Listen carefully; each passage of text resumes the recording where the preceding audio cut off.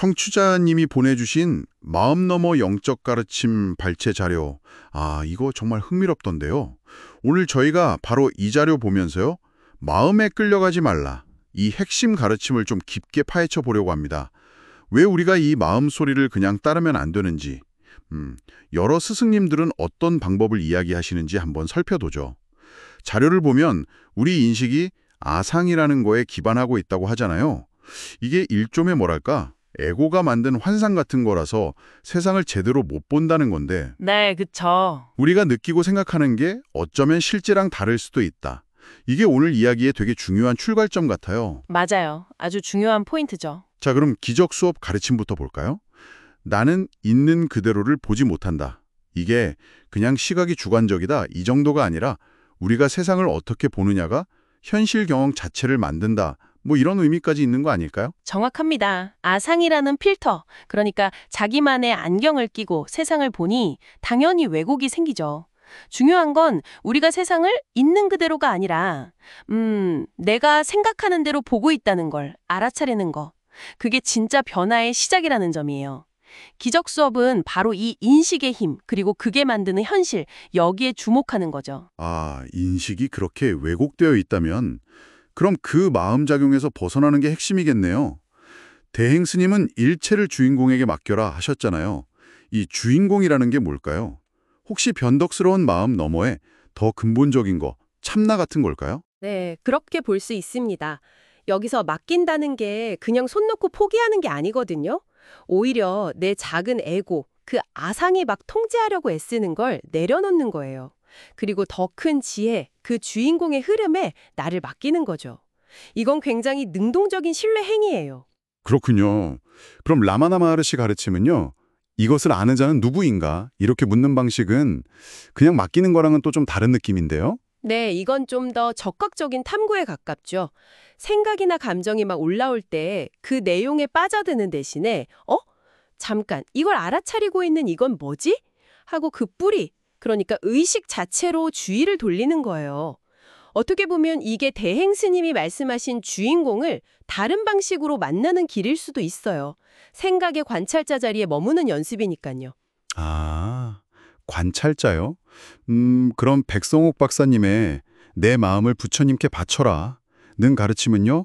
이건 앞서 말한 맡기기랑 좀 비슷하게 들리기도 하고 근데 부처님이라는 대상이 딱 있네요? 맞습니다.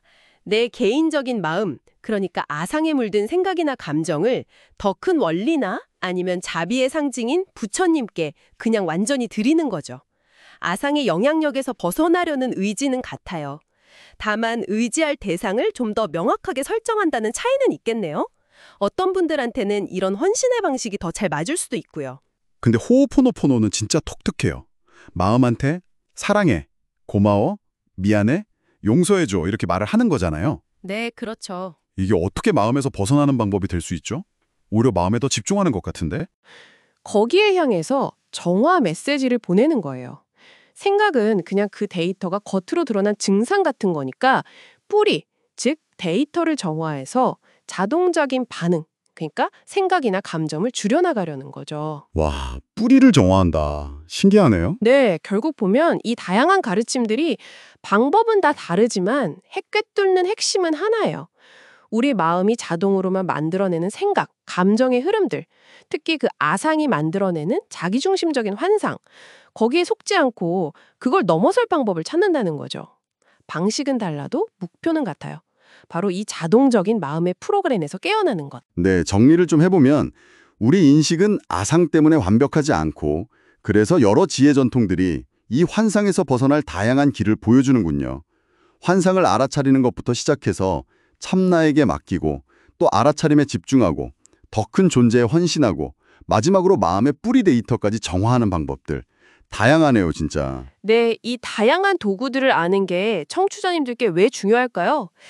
그건 끊임없이 변하는 내 마음 상태나 힘든 감정에 막 압도될 때 있잖아요. 그때 그냥 끌려가는 게 아니라 이거 혹시 아상의 작용인가? 하고 알아차릴 수 있게 되거든요. 그리고 잠시 멈춰서 다른 선택을 할 수 있는 힘, 그걸 주는 거죠. 이게 진짜 실질적인 변화를 만드는 열쇠들이 될 수 있어요. 마지막으로 이런 질문 한번 던져보고 싶어요. 만약 우리의 일상적인 인식이 정말 아상의 영향 아래에 있다면요. 마음이 이끄는 대로 그냥 따라가지 않고 오늘 우리가 살펴본 여러 방법들처럼 꾸준히 알아차림이나 정화를 연습한다면 어떨까요? 생각이 아니라 그 너머의 의식 또는 주인공, 그게 우리 삶의 중심이 될 때 우리는 이 세상을 그리고 나 자신을 얼마나 다르게 경험하게 될까요? 한번 탐색해 볼 만한 질문 아닐까 싶습니다. 자, 안녕하세요. 오늘 저희가 좀 깊게 파고들어 볼 주제는요. 바로 마음, 의식, 그리고 명상입니다. 아, 네. 청취자께서 보내주신 자료들을 보니까 이 세 가지 개념을 어떻게 구분하는지에 대해 상당히 흥미로운 관점들이 있더라고요. 특히 마음이랑 의식이 자주 헷갈리는데 자료들에서는 이걸 어떻게 다르게 보는지 또 명상이 여기서 어떤 역할을 하는지 아주 재밌게 설명하고 있어요. 단순히 정의만 보는 게 아니라 이게 당신의 이해에 어떤 새로운 시각을 줄 수 있을지 같이 한번 파헤쳐보죠. 네, 맞아요. 보내주신 자료들의 그 핵심을 보면 이 개념들을 좀 분리해서 이해하는 게 자기 인식에 정말 중요한 시작점이다. 뭐 이런 걸 강조하는 것 같아요. 많은 분들이 사실 일상에서 느끼는 생각이나 감정의 흐름 속에서 좀 길을 잃기 쉽잖아요. 그렇죠.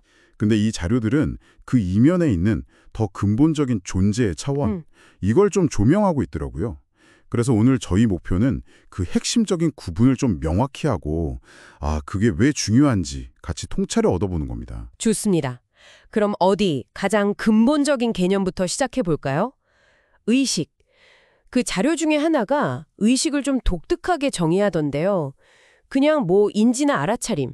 이게 아니라 그것보다 훨씬 깊은 내가 있다는 아주 기본적인 그 존재감 자체라고요. 마치 모든 경험이 펼쳐지기 전에 어떤 텅 빈 공간? 배경 같은 그런 느낌인데요. 네. 바로 그 지점입니다.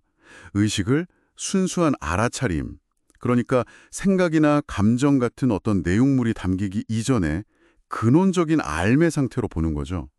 여기서 흥미로운 점은 이 의식이 경험의 주체가 아니라 모든 경험이 일어나고 사라지는 어떤 바탕 혹은 공간으로 묘사된다는 거예요. 이게 우리가 보통 생각하는 나라는 개념과는 조금 다를 수 있는 그런 관점이죠. 와, 내가 있다는 느낌 자체가 의식이라니 이거 정말 근본적인 이야기네요. 그럼 우리가 보통 나라고 생각하는 그 복잡한 생각이나 감정들 있잖아요. 그건 어디에 속하는 거죠? 여기서 이제 마음의 정의가 나오겠죠? 맞습니다. 그 자료들이 마음을 바로 그 의식이라는 공간 위에서 나타나고 사라지는 생각과 감정의 흐름, 그러니까 내용물로 정의해요. 기쁨, 슬픔, 아니면 계획이나 걱정 같은 모든 정신 활동들이 다 마음에 해당하죠. 근데 핵심적인 통찰은 우리는 보통 이 마음의 내용물, 즉 끊임없이 변하는 생각과 감정이 곧 나라고 동일시하지만 그렇죠. 많이들 그렇죠. 네.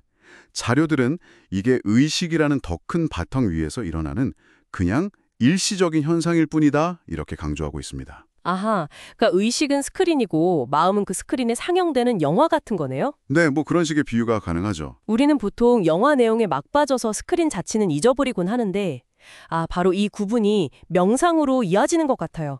자료에서 명상은 어떻게 설명하고 있나요? 그냥 마음을 비우는 건 아닌 것 같던데요? 정확해요.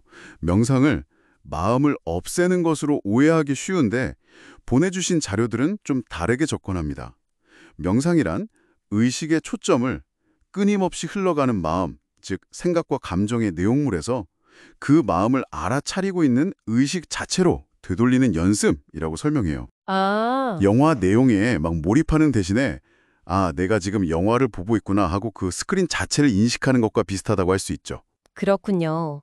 생각을 억지로 멈추려고 애쓰는 게 아니라 생각에 쏠려있던 주의력을 그냥 한 발짝 뒤로 물러서서 그 생각이 일어나고 있음을 아는 의식 그 자체로 가져오는 거군요. 이게 그럼 당신께 왜 중요할까요? 이 부분이 사실 핵심입니다. 그 마음의 활동, 그러니까 생각이나 감정에 계속 휩쓸리다 보면 우리는 감정의 노예가 되거나 생각의 감옥에 갇히기 쉽잖아요. 네, 맞아요. 하지만 명상을 통해서 의식 자체에 머무는 연습을 하면 생각이나 감정을 좀 객관적으로 바라볼 힘이 생깁니다. 마치 파도에 휩쓸리는 대신에 그 파도를 지켜보는 등대처럼요. 아, 등대 비유 좋네요. 네.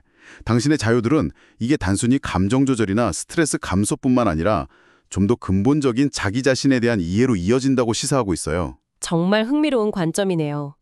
자, 그럼 오늘 이야기 좀 정리해 볼까요?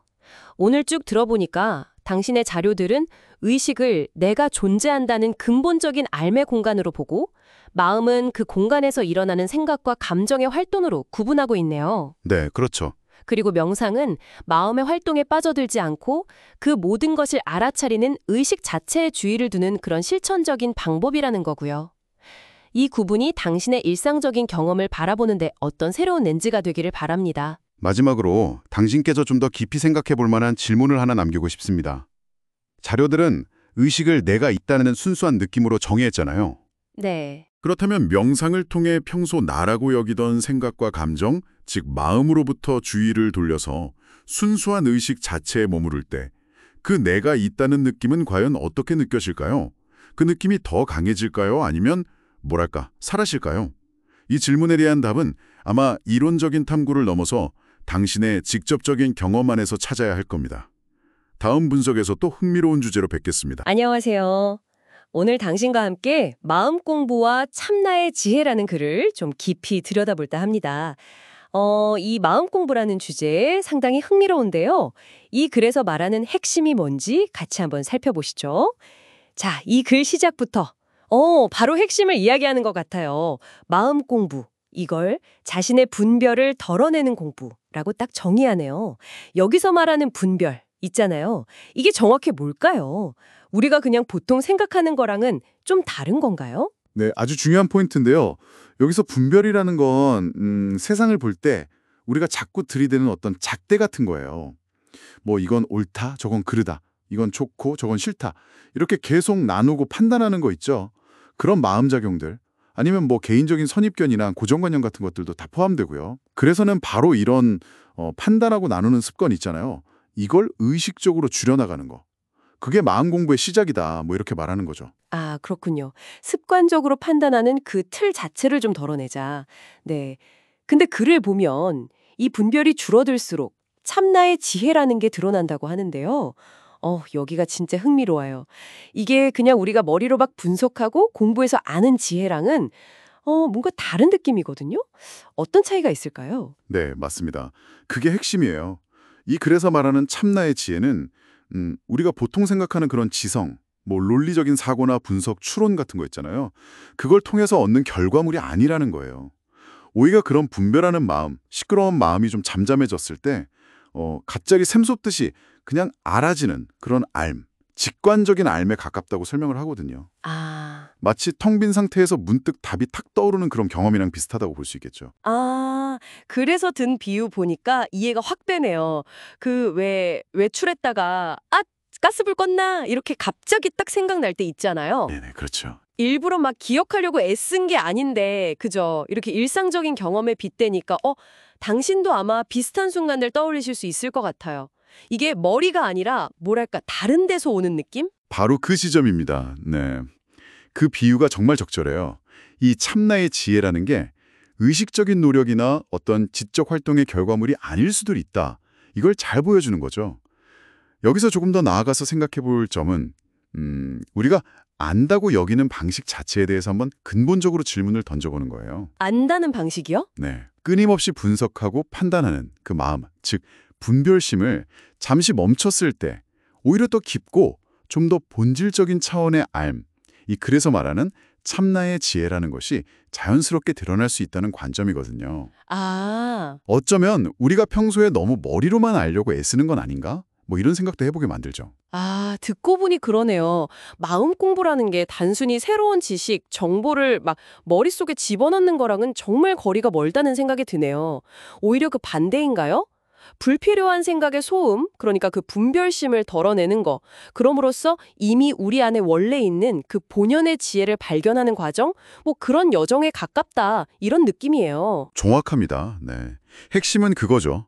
복잡한 생각이나 판단이라는 필터를 딱 걷어냈을 때 상황의 본질이나 필요한 알림 같은 게 그냥 스르륵 드러난다는 거예요.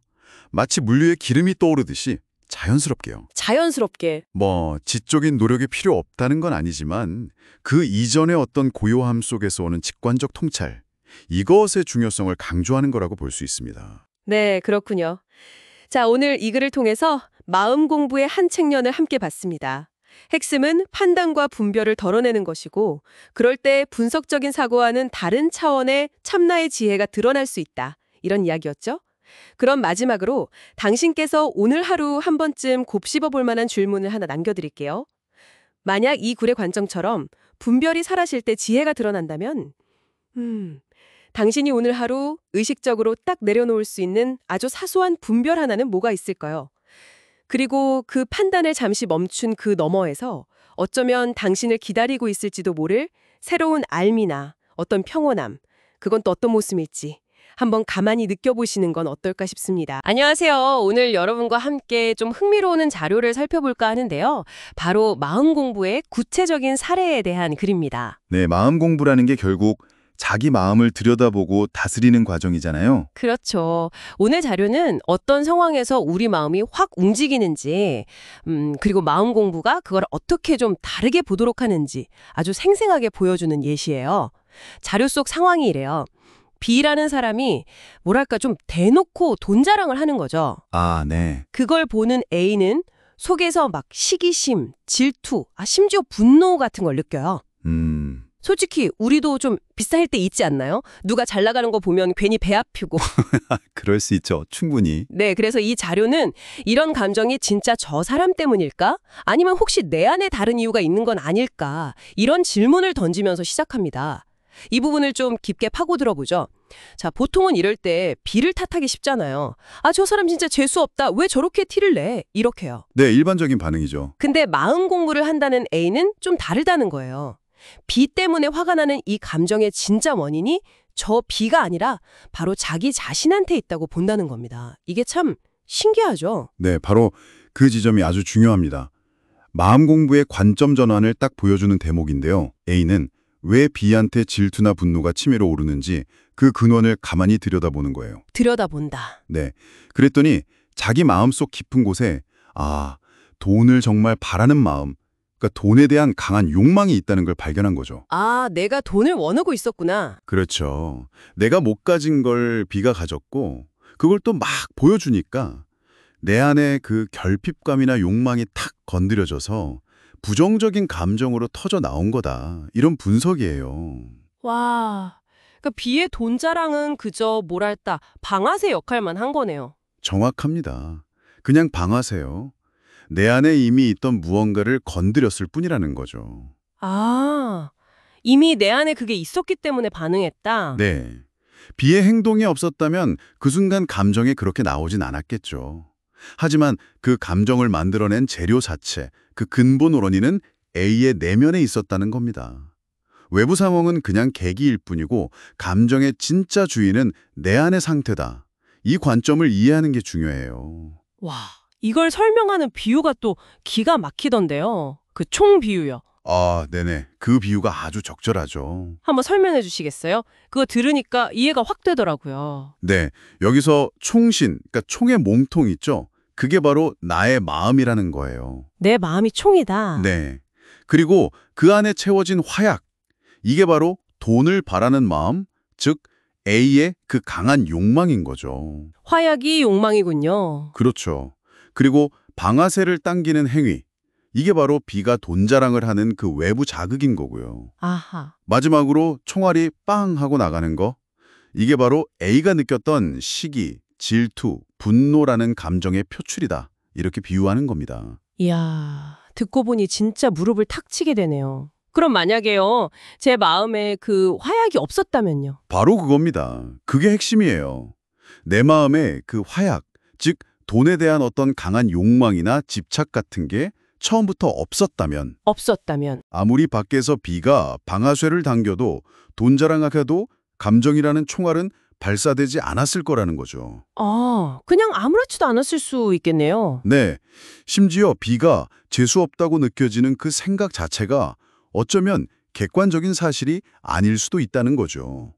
내 안에 그 채워지지 않은 욕망 때문에 세상을 그렇게 필터링해서 보는 착각일 수 있다는 거예요. 착각. 네, 결국 내 감정의 책임은 나에게 있다는 아주 깊은 성찰로 이어지는 겁니다. 그럼 A는 이걸 깨닫고 나서 그냥 내 탓이구나 하고 끝인가요? 어떻게 하나요? 아니요, 거기서 멈추지 않죠. 자료를 보면 A는 자기가 만들어낸 그 생각, 비님 재수 없다는 거 판단 있잖아요. 그 착각하고 네. 그 뿌리에 있는 돈을 바라는 마음, 이 두 가지를 의식적으로 내려놓으려고 애쓴다고 나와요. 내려놓으려 한다. 네, 그냥 B를 계속 미워하거나 아니면 불편해서 자리를 피하는 게 아니라 자기 내면을 직접 마주하고 다스리려는 거죠. 이게 마음 공부의 진짜 실천적인 모습이에요. 아까 말씀하신 그 시선을 밖이 아니라 안으로 돌린다는 거랑 딱 연결되네요. 맞습니다. 문제 해결의 열쇠가 밖에 있는 게 아니라 내 안에 있다고 보는 거죠. 그리고 더 나아가서 우리는 끊임없이 외부 상황이나 사람에 대해서 이건 옳다, 저건 글렀다, 이건 좋고 저건 나쁘다 이렇게 나누잖아요. 그렇죠. 늘 판단하죠. 네, 그걸 시비분별, 시분별이라고 하는데 마음 공부에서는 이런 자동적인 판단과 분별 자체를 알아차리고 그걸 좀 내려놓는 연습을 중요하게 여깁니다. B가 돈 자랑하는 행동 자체에 대해 저건 나쁜 거야 하고 바로 판단하기보다는 저런 모습에 내 마음이 이렇게 반응하는구나 하고 그냥 관찰하는 쪽으로 방향을 바꾸는 거죠. 관찰하기. 여러분은 이 이야기가 어떻게 들리시나요? 혹시 외부 상황 때문에 마음이 크게 요동쳤던 경험이 있다면 그 진짜임이 혹시 내 안에도 있지 않았을까?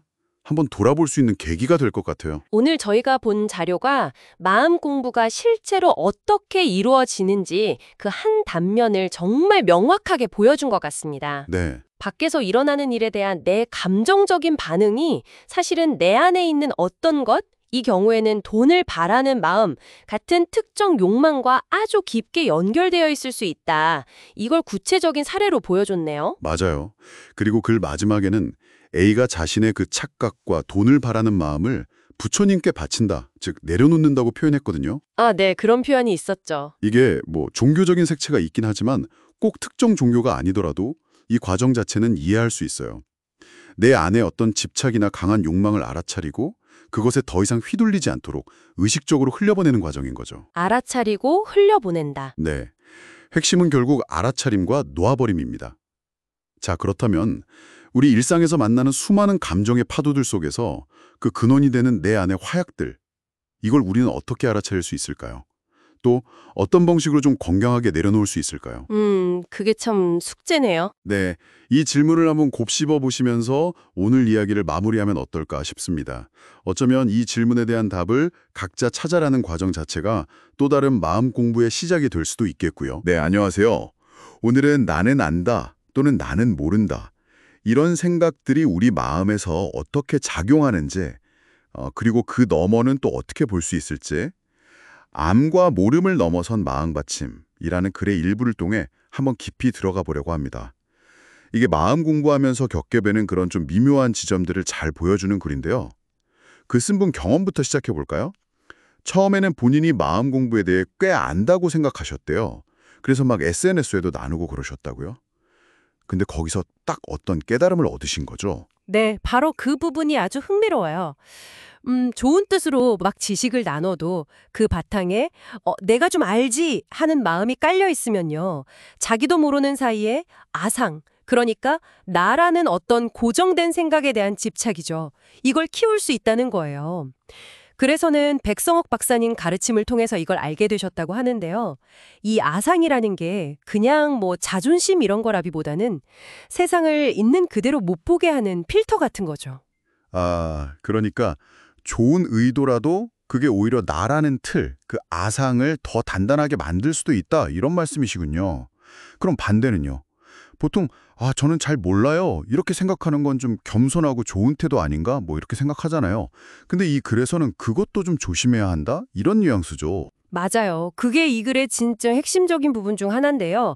나는 안다는 생각뿐만 아니라 나는 잘 모른다는 생각조차도 어떤 면에서는 마음을 딱 묶어두는 상이 될 수 있다는 거예요. 고정관념 같은 거죠. 그러니까 안다는 생각은 막 우리를 좀 교만하게 만들 수도 있고 모른다는 생각은 어떨 땐 좀 무기력하게 만들거나 회피하게 만들 수도 있잖아요. 결국 둘 다 마음이 좀 유연하게 움직이는 걸 방해하는 셈이죠. 우리가 세상을 보는 방식을 안다, 모른다. 이 두 가지 틀에 가둬버리는 거고요. 와, 안다 모른다 둘 다 상이 될 수 있다니? 진짜 좀 묘묘하면서도 이거 중요한 지적 같아요. 그럼 글쓴분은 이 양쪽의 어떤 함정에서 벗어나려고 어떤 방법을 찾으셨나요? 네, 그게 바로 마음 받침이라는 수행법인데요. 어떤 생각이든 그게 나 이거 알아 하는 확신이든 진짜 모르겠다는 막막함이든 그냥 그 생각이 떠오르는 걸 알아차리는 거예요. 그리고 그 생각을 뭐랄까 존경하는 대상에게 공손하게 바치듯이 그냥 흘려보내는 연습을 하시는 거죠. 심지어 SNS에 글 쓸 때도 글 자체나 그 쓰는 행위 자체를 바친다 이런 마음으로 하신대요. 생각을 막 억누르거나 아니면 막 분석하거나 이게 아니고 그냥 알아차리고 바친다. 되게 흥미로운데요? 근데 혹시 그게 현실 문제나 뭐 꼭 알아야 할 지식 같은 걸 좀 외면하는 것처럼 보일 수도 있지 않을까요? 이 마음받침이 그냥 생각을 무시하는 거랑은 어떻게 다른 건가요? 네. 좋은 질문이세요. 이 수행이 생각 자체를 막 없애려고 하는 건 아니에요.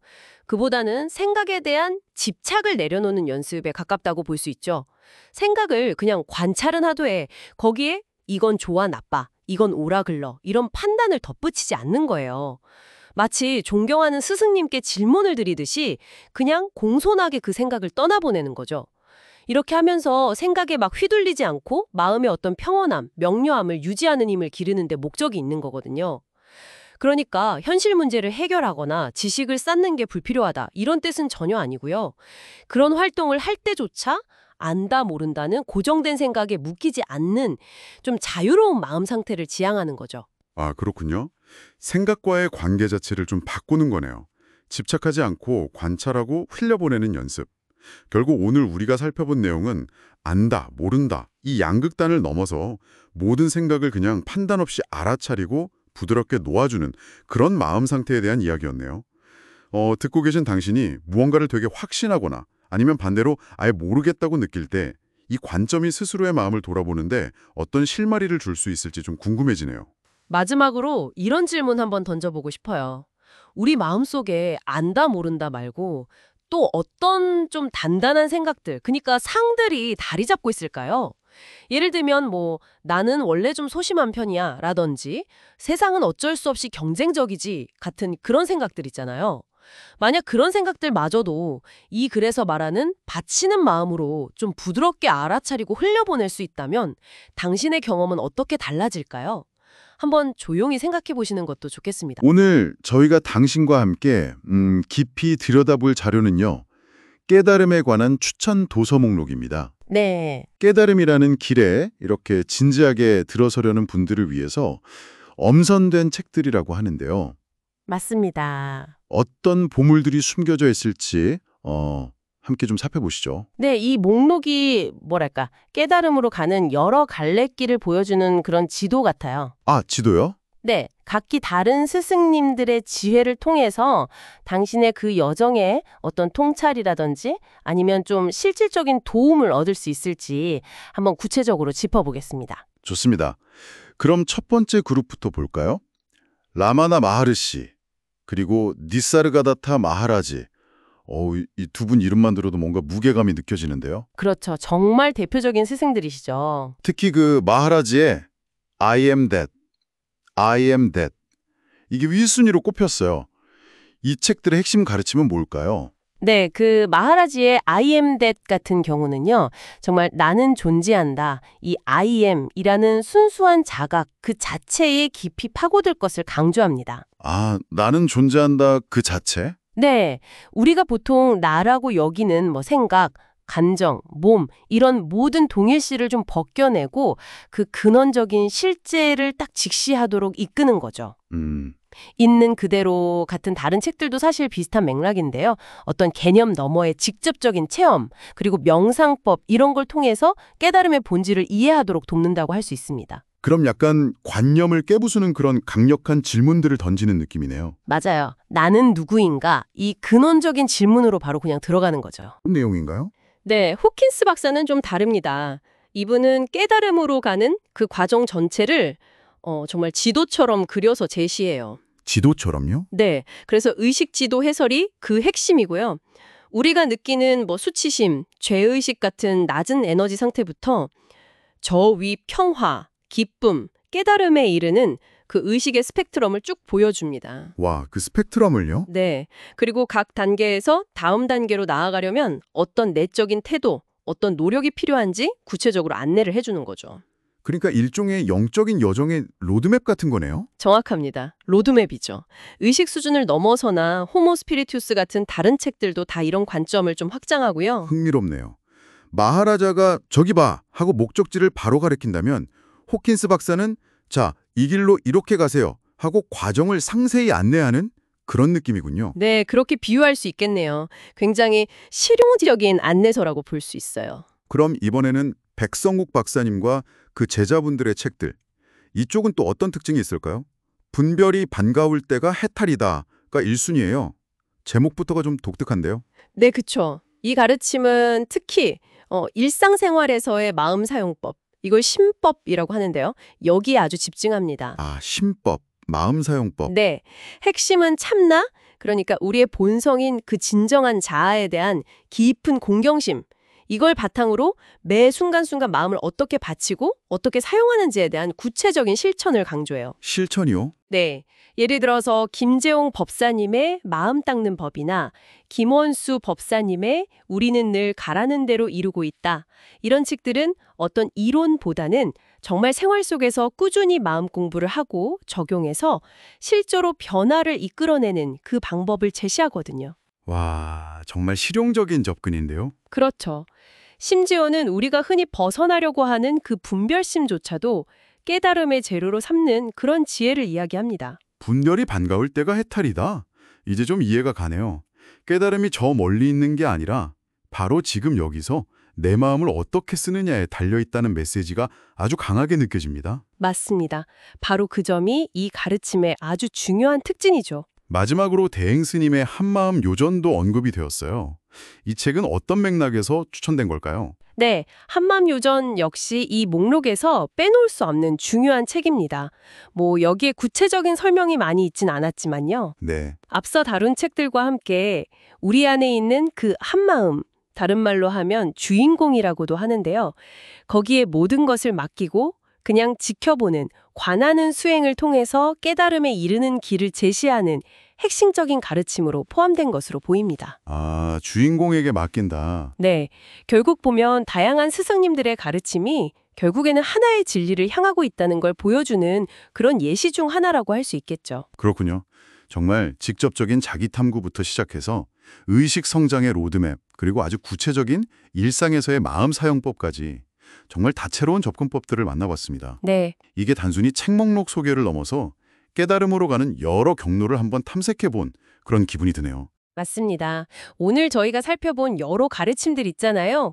마하라지의 그 근원적인 질문 던지기, 호킨스 박사의 의식 지도 따라가기, 또 백송옥 박사님 개통의 생활 속 마음 공부, 그리고 대행 스님의 한마음 수행까지. 네, 정말 다양했어요. 이 중에서 지금 당신의 마음을 가장 이렇게 끌어당기는 길은 어떤 걸까요? 어쩌면 그 이유를 스스로에게 한번 물어보는 것. 거기서부터 당신만의 더 깊은 탐구가 시작될 수도 있지 않을까요? 안녕하세요. 오늘 저희가 함께 살펴볼 이야기는요. 진정한 수행처에 대한 글인데요. 핵심 아이디어가 상당히 흥미롭습니다. 바로 지금 당신이 있는 그곳이 수행처다라는 생각이에요. 네, 그렇죠. 아주 도발적인 생각일 수도 있고요. 그래서 오늘은 뭐랄까?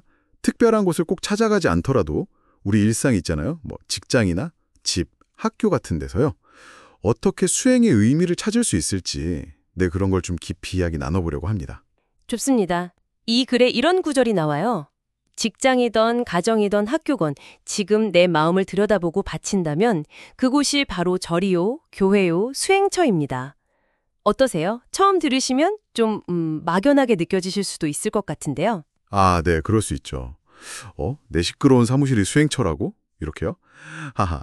근데 여기서 정말 재밌는 건 그 수행이라는 게 꼭 어떤 물리적인 공간, 조용한 절이나 산속 이런 데만 국한되지 않는다는 관점이에요. 아, 장소가 본전이 아니라는 거군요. 맞습니다. 중요한 건 그래서도 나왔듯이 지금 내 마음을 들여다보고 바치는 행위, 바로 그거죠. 행위 그 자체. 네. 그러니까 당신이 어디에 있든지 뭐 현재 마음 상태를 잘 관찰하고 그 순간에 딱 집중하려는 의지, 내 그 의지만 있다면요. 바로 그곳이 당신만의 진짜 수행처가 된다는 뜻입니다. 뭐 시끄러운 시장 한복판이라도요. 와, 그 말씀 들으니 뭔가 확 와닿는데요. 그럼 마음을 들여다본다. 이게 구체적으로 어떤 걸까요? 그냥 가만히 생각하는 거랑은 좀 다른 건가요? 네, 좋은 질문이에요. 그냥 멍하니 있는 거랑은 확실히 좀 다르죠.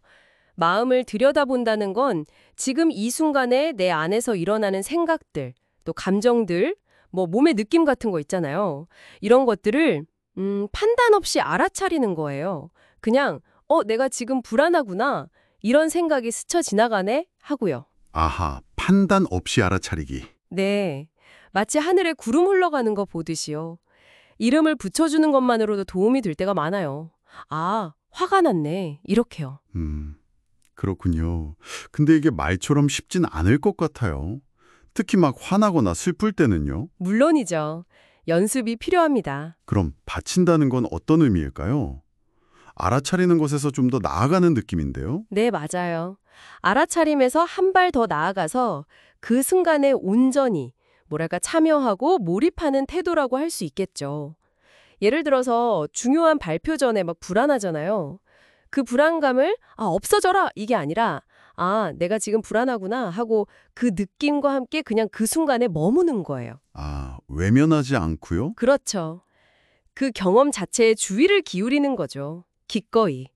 마치 소중한 걸 다루듯이 그 순간에 내 마음과 에너지를 주는 것? 네. 그게 바친다는 의미에 더 가까울 것 같아요. 회피가 아니라 오히려 그 안으로 들어가서 집중하는 거군요. 휘둘리지 않고요. 네, 바로 그겁니다. 자, 그럼 정리를 좀 해볼까요? 오늘 이야기의 핵심은 결국 진정한 수행처라는 게 어떤 특별한 장소가 아니라 그렇죠. 바로 지금 여기 내 마음이 있는 곳이라는 거네요. 그리고 그 열쇠는 알아차리고 또 그 순간에 주의를 바치는 태도에 있고요. 정확합니다. 일상의 모든 순간이 잠재적인 수행의 기회가 되는 셈이죠. 네, 그렇다면 여기서 마지막으로 한번 이런 질문을 던져보고 싶어요. 만약 당신이 있는 모든 곳, 사무실 책상이나 매일 걷는 길, 저녁 먹는 식탁이 다 수행처가 될 수 있다면요. 오늘 하루 당신의 그 평범한 환경을 조금 다르게 바라볼 수 있는 아주 작은 인식의 전환은 뭐가 있을까요? 바쁜 하루 속에서 마음을 바친다는 게 당신에게는 구체적으로 어떤 작은 행동으로 나타날 수 있을지 잠시 한번 곱씹어 보시는 것도 좋을 것 같습니다. 혹시 지금 마음이 힘드실 때 이거 정말 나만 겪는 고통이다 이런 생각 혹시 하시나요? 네, 많은 분들이 그렇죠.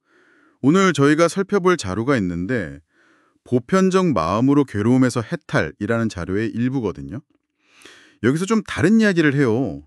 내 마음이 사실은 더 큰 보편적인 인간 마음의 일부일 수 있다. 네, 맞습니다. 이게 이 자료의 핵심적인 내용 중 하나인데요. 이게 대체 무슨 뜻일까요? 한번 좀 자세히 들여다보죠. 네, 이 자료에서는 우리 마음속에요, 그냥 개인적인 경험이나 기억 같은 거 말고요, 그걸 넘어서는 더 깊은 층, 그러니까 모든 인간이 공유하는 어떤 정신적인 바탕 같은 게 있다고 봐요. 마치 집단 무의식 이런 개념이랑 비슷한 건가요? 네, 그런 식으로 이해해 볼 수도 있겠습니다. 그러니까 지금 느끼시는 그 괴로움이 어쩌면 당신 혼자만의 것이 아니라 이런 보편적인 인간 경험의 한 단면일 수 있다는 거죠. 흥미로운 관점이네요. 그게 보편적인 경험의 일부라는 건 위안이 될 수도 있겠지만 동시에 그래서 뭘 어떻게 하라는 거지 하는 생각이 들 수도 있을 것 같아요. 네, 좋은 지적이세요. 그냥 나만 그런 게 아니니 괜찮아 하고 넘기라는 뜻은 절대 아니고요.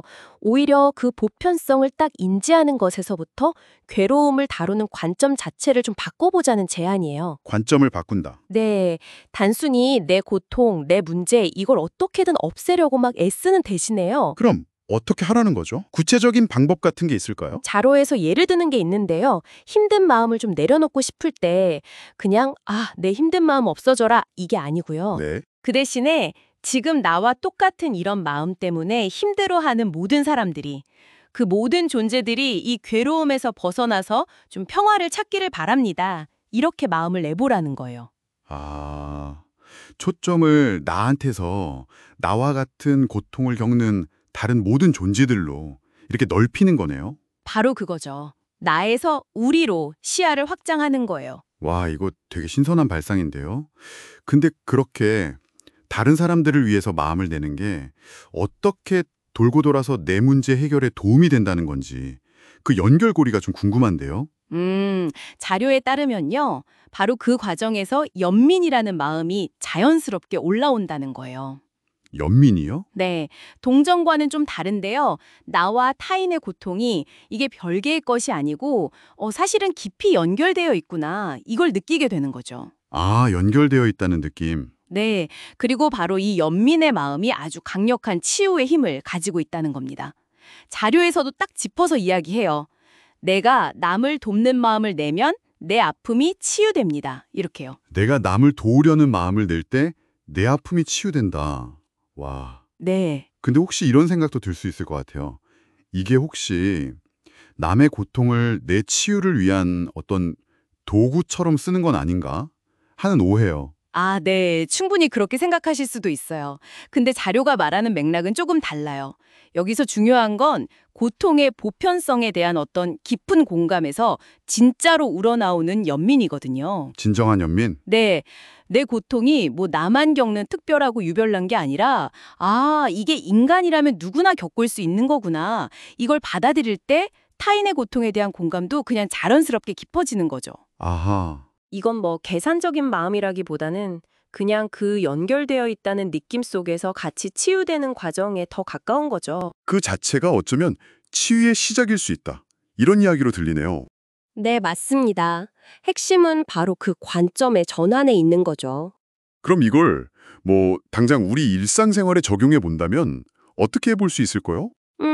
예를 들어서 다음에 갑자기 화가 확 치밀어 오른다거나 아니면 뭐 슬픔이나 불안감에 확 밀려올 때 있잖아요. 네네, 있죠. 그럴 때 그냥 잠깐, 아주 잠깐이라도 멈춰서 지금 이 순간에 나처럼 이런 감정 느끼는 사람들이 세상에 많겠구나.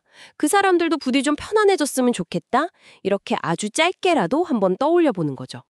아, 그 생각만으로도 좀 달라질 수 있을까요? 네, 그게 나 혼자 짊어진 짐이 아니라 인간의 보편적인 경험 중 하나라는 걸 스스로에게 살짝 상기시키는 것만으로도요, 그 감정을 대하는 태도가 조금은 달라질 수 있어요. 막연한 고립감 같은 데서 좀 벗어나는 첫걸음이 될 수도 있고요. 듣고 보니 이 보편성이라는 키워드가 꼭 괴로움이나 힘든 감정에만 국한될 필요는 없겠다는 생각도 드는데요. 오, 정확해요. 이 자료는 주로 고통과 치유에 초점을 맞추고 있지만 이 원리는 얼마든지 확장해 볼 수 있겠죠? 예를 들면요? 예를 들어서 아주 큰 기쁨을 느끼거나 아니면 깊은 감사함을 느낄 때도 이런 기쁨, 이런 감사함도 사실 많은 사람들이 느끼는 보편적인 감정이겠구나. 이렇게 인식해 보면 어떨까요? 아, 기쁨이나 감사함의 보편성이요. 네. 그러면 그 감성을 그냥 나 혼자 간직하는 걸 넘어서서 다른 사람들과 나누거나 혹은 그 감사함을 표현하는 방식이 좀 더 풍부해질 수도 있지 않을까요? 그러네요. 부정적인 감정이든 긍정적인 감정이든 그 감정 밑에 깔린 어떤 보편성을 인식하는 것, 그것만으로도 우리가 그 감정을 경험하고 또 관계 맺는 방식 자체가 달라질 수 있겠다. 이런 생각을 해볼 수 있겠네요. 네, 바로 그 점입니다. 한 번쯤 곱씹어 볼 만한 흥미로운 질문이라고 생각해요. 안녕하세요. 오늘은 정말 우리 모두의 문제죠. 먹고 사는 문제. 네, 정말 그렇죠. 이 문제에 대해서 보내주신 자료가 하나 있어요. 존재와 생존의 해방이라는 글의 발췌문인데 여기서 좀 다른 관점을 제시하더라고요. 네, 봤습니다. 이게 보통 생각하는 방식이랑은 좀 다르죠. 외부 조건보다는 우리 마음 안, 그 인식에 초점을 맞추니까요.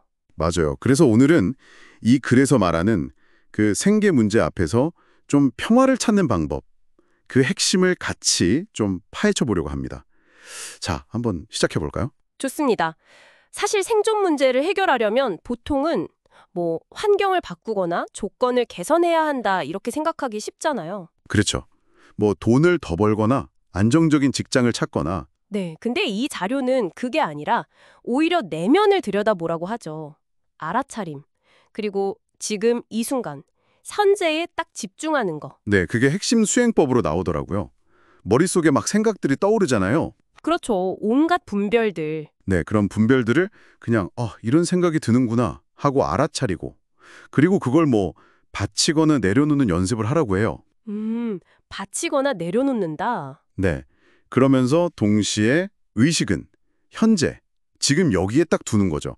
이게 처음엔 좀 어색할 수 있는데 점점 자연스러워진다고? 네, 맞아요.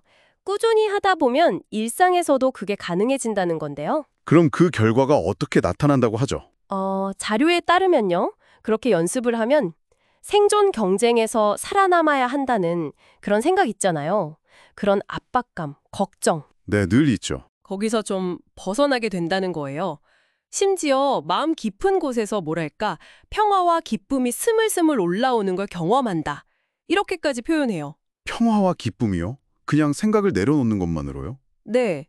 여기서 좀 흥미로운 지점인데 외부 조건이 뭐 크게 달라지지 않아도 이런 내적인 평화를 경험할 수 있다는 거죠. 와, 그게 진짜 놀라운데요? 그 내적 변화가 그럼 인식의 전환으로 이어진다는 말씀이신가요? 바로 그겁니다. 예전에는 이거 큰일 났다, 이거 문제다 라고 여겼던 것들이 있잖아요. 네네. 근데 그게 사실은 내 인식의 착각이었다는 걸 깨닫고 거기서 오는 어떤 환희심을 느낀다는 거예요. 환희심이라. 아니, 내가 걱정하던 문제가 그냥 내 생각의 착각이었다니 이게 가능한가요? 그렇죠. 좀 강렬한 표현이죠. 근데 이 자료는 그게 단순한 기분 탓이 아니라 존재의 근원적인 실제, 여기서는 참나 또는 부처님이라고 표현하는데요. 아, 본래의 상태 같은 거요? 네, 그런 순수한 자각 상태에 대한 어떤 깊은 이해, 공경심으로 이어진다고 봐요. 그리고 그런 깨달음이 현실에서 어떤 일이든 해나갈 수 있다는 그런 자신감의 바탕이 된다는 거고요. 듣고 보니 일리가 있는 것 같기도 해요. 사실 걱정이라는 게 가만 보면 실제 상황보다 내 머릿속에서 더 부풀려질 때가 많으니까요. 맞아요. 아마 청취자 당신도 그런 경험 있으실 거예요. 실제 문제보다 그걸 둘러싼 내 생각 때문에 더 괴로웠던 경험이요. 네, 분명 있을 겁니다. 그럼 우리가 구체적으로 어떤 마음들을 좀 받치거나 내려놓아야 할까요? 그 착각을 일으키는 주범들 말이에요. 아, 네. 자료에서 몇 가지를 딱 짚어주는데요. 예를 들면 결과를 막 재촉하는 조급한 마음. 아, 조급함. 그리고 뭔가 더 가져야만 행복할 것 같은 그런 바라는 마음, 탐심이죠. 탐심. 욕심이네요. 네. 또 일이 뜻대로 안 될 때 확 올라오는 화내는 마음, 진심이라고 하죠. 그리고 또 이만하면 됐다고 안주하거나 혹은 내가 좀 잘났다고 생각하는 그런 어리석음. 이걸 치심이라고 통칭하는데요. 아, 조급함, 탐심, 진심, 치심. 네. 크게 보면 이런 마음 상태들이 계속 생계 문제에 대한 불안감을 만들어내는 연료가 된다는 거예요. 그래서 자료에서는 이걸 한 번이 아니라 꾸준히 받치시고라고 강조해요. 계속 알아차리고 내려놓으라는 거죠. 그렇군요. 결국 이 모든 이야기의 핵심 실천은 어찌 보면 정말 단순하네요. 네. 어떤 거죠? 그저 마음을 현재에 머무는 것을 연습하십시오. 이거잖아요. 아, 맞아요. 결국은 그거죠. 현재에 집중하는 것. 그럼 이 모든 게 우리에게 시사하는 바는 뭘까요?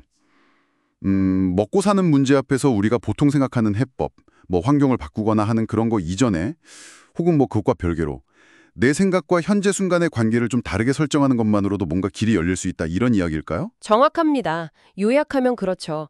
이 자료는 생계 문제로 인한 고통의 원인이 외부 현실 그 자체보다는 그 현실에 반응하는 우리 마음 상태, 특히 말씀하신 탐심, 진심, 치심 같은 그런 번뇌들에 있다고 보는 거예요. 네네. 그래서 해결책으로 제시하는 게 마음 챙김처럼 이걸 알아차리고 흘려보내고 그냥 의식을 현재에 딱 두는 수행인 거고요. 이게 결국 중요한 질문으로 이어지죠. 과연 내 마음 상태와 먹고 사는 문제라는 외부 현실은 어떻게 연결되어 있는가? 이 글은 내면이 변하면 외부 문제도 해결되거나 아니면 적어도 그 문제 때문에 괴로워하는 경험 자체가 확 달라질 수 있다고 말하는 것 같아요. 그렇죠. 경험의 질이 바뀌는 거죠. 자, 그럼 마지막으로 이 접근법을 한번 생각해 보시면서요. 오늘 하루 동안이라도 청취자 당신의 그 먹고 사는 문제와 관련된 여러 생각들 있잖아요. 그중에서 딱 하나만이라도 좋아요. 그 생각이 떠오를 때, 잠깐 하고 알아차리고 그냥 스르륵 흘려보내는 짧은 실험을 해보시면 어떨까요? 네, 아주 작은 실험이지만 뭔가 다른 느낌이 있을지도 모르겠네요. 어떤 느낌일지 한번 시도해보시면 좋겠습니다. 오늘 저희와 함께 깊이 이야기 나눠주셔서 감사합니다. 감사합니다. 안녕하세요. 오늘 저희 손에 들린 자료 탐진치 내려놓고 원 세우는 삶. 이 글 일부를 보면서 마음 공부 이야기를 좀 해볼까 합니다. 불교에서 말하는 그 세 가지 독 있잖아요. 탐욕, 분노, 어리석음. 이 탐진치를 어떻게 좀 다스릴 수 있을까? 그리고 그 대신에 삶의 방향을 잡아주는 원을 세우는 법. 여기에 대해 좀 깊이 파고 들어보죠. 자료를 보니까 이 세 가지 마음이 서로 막 얽혀있다 뭐 이렇게 나오던데요. 네, 맞아요. 우리가 뭘 바라는 마음이 있잖아요. 이게 어떻게 분노나 또 어리석음으로 이어질 수 있는지. 그리고 일상에서 이걸 어떻게 다스릴지. 한번 자세히 들여다보죠. 구체적으로 이게 어떻게 얽혀있다고 하나요? 네, 그게 아주 중요한 포인트인데요. 자료에서는 이제 우리가 뭔가를 간절히 바라는 마음, 그 탐심이요. 그게 잘 안 채워질 때, 쉽게 좌절하고, 이건 저 사람 때문이야, 뭐 환경 탓이야 하면서 분노, 진심이죠. 그걸 일으킨다고 설명해요. 바라는 게 안 되면 화가 난다. 그렇죠. 근데 또 흥미로운 건 반대로 원하는 게 이루어졌을 때예요. 이루어졌을 때요? 네. 그때는 또 역시 내가 잘났어. 이런 자만심. 혹은 뭐 이 정도면 됐지 하고 딱 멈춰버리는 마음. 이게 바로 어리석음, 치심이거든요. 이게 생기기 쉽다고 딱 짚어주죠. 그렇군요. 결국에는 바라는 마음이 그게 상황에 따라서 어떨 땐 분노가 되고 어떨 땐 또 어리석음이 되고 뭘 얻어도 문제고 못 얻어도 문제고. 이거 정말 벗어나기 어려운 그런 굴레 같은데요. 욕망 자체가 참 다루기 까다롭네요. 맞습니다. 네. 그래서 이 자료에서는 일단 자기 마음속에서 뭘 바라고 있는지 그걸 평소에 잘 보라고 해요. 관찰하라고. 그리고 그 마음에 너무 매달리지 말고 마치 뭐랄까 부처님이나 하나님께 기도를 올리듯이 이 마음을 바칩니다 하거나 아니면 그냥 툭 이렇게 놓아버리는 연습 이걸 해보라고 제안하죠. 그냥 놓아버리는 연습이요? 네. 근데 여기서 더 나아가서 좀 더 적극적으로 원 세우기를 해보라고 권하는 거예요. 네, 바로 그 원세우기 실천법. 저도 그게 궁금했어요. 구체적으로는 어떻게 하는 건가요? 매 순간 어떻게 의도를 세우라는 거죠? 그건요. 일상생활의 모든 활동 있잖아요. 거기에 의미를 부여하는 거예요. 예를 들면 밥 먹을 때 그냥 먹는 게 아니라 이 음식을 주신 분이나 이걸 먹는다나 모두 깨달음을 향하기를 이렇게 발언을 하고요. 일을 할 때는 이 일을 통해서 세상을 좀 이롭게 하고 나도 성장하기를 이런 식으로요. 자료에서는 이제 부처님 잘 시봉하기를 이런 표현을 쓰는데요. 시봉이라는 게 정성껏 받들어 모신다는 뜻이거든요. 시봉이요? 네네. 네. 그러니까 뭐 운동할 때나 공부할 때, 사람 만날 때도 다 마찬가지로요. 이 행동으로 어떤 궁극적인 가치를 이루기를 또는 내 마음이 늘 지혜와 자비를 향하기를 이렇게 자신만의 원을 세우는 겁니다. 그러니까 단순히 그냥 하는 게 아니라 그 행동에다가 뭔가 좀 긍정적이고 이타적인 의도를 이렇게 덧붙이는 거군요. 뭐 거창한 목표 세우고 이런 게 아니라 그냥 매 순간의 마음가짐을 바꾸는 연습이네요. 이걸 꾸준히 하는 게 진짜 중요하겠어요? 이게 저절로 되진 않을 테니까요. 바로 그겁니다. 그게 핵심이에요. 자료에서도 강조하는데 이렇게 꾸준히 하다 보면요. 실제로 마음속에서 막 올라오는 화나 아니면 끝없는 욕심, 미래 걱정, 과거 후회 그리고 나만 오라 하는 그런 아집 같은 거 있잖아요. 이런 부정적인 마음들이 점점 줄어드는 걸 경험하게 된다고 해요. 스스로. 자, 그럼 이 이야기들을 쭉 들어봤는데 우리가 여기서 얻을 수 있는 핵심, 이걸 좀 정리해 볼까요? 탐진치라는 이 마음의 감옥 구조를 좀 이해하고 그리고 원세우기라는 구체적인 방법을 통해 매 순간 의도를 바꾸는 연습을 하면 결국에는 내면의 평화나 자유로 나아갈 수 있다. 뭐 이런 희망적인 메시지로 요약할 수 있겠네요. 네, 그렇죠. 여기서 한 걸음만 더 나아가서 듣고 계신 당신께 질문을 하나 던져보고 싶어요. 이 자료는 이제 부처님 시봉이라는 불교적인 틀 안에서 설명을 하고 있잖아요. 근데 만약에 이런 표현이나 종교적인 맥락이 조금 낯설게 느껴지신다면 어떨까요? 이 원세우기의 근본 원리, 그러니까 자기 중심적인 욕망에서 좀 벗어나서 더 큰 가치나 뭐 공동선으로 주의를 돌리는 이 방식 자체를요.